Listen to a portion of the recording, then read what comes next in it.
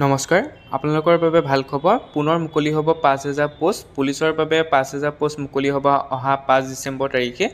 আজি যি আপোনাৰ নিযুক্তি পত্ৰ বিতৰণ অনুষ্ঠান আছিল তাত ঘোষণা কৰিছে মুখ্যমন্ত্ৰী ডাঙৰীয়াই আজি যেহেতু পুলিচৰ নিযুক্তি দিয়া হৈছে 5000ৰ অধিক পোষ্টত তাতে তেওঁ ঘোষণা কৰিছে যে অহা 5 তাৰিখে অৰ্থাৎ পৰহিলে নতুন এডভাৰটাইজমেন্ট আহিব আপোনালোকৰ 5000 পোষ্টৰ কাৰণে আপোনালোকৰ নতুন এডভাৰটাইজমেন্ট আহিব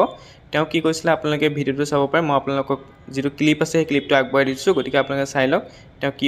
মন্তব্য আগবঢ়াইছিল নতুন এডভাৰটাইজ দিব গতিকে আমি দৌৰা কাম চলাই থাকিব লাগে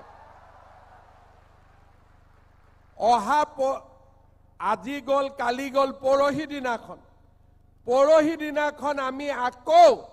5000 পোষ্টৰ আমি এডভাৰটাইজ মুকলি কৰি দিম তাৰ মানে অসমত নিযুক্তি চলিয়ে থাকিব আজি আমি পালো ঘৰত গৈয়ে ভাইটিক কম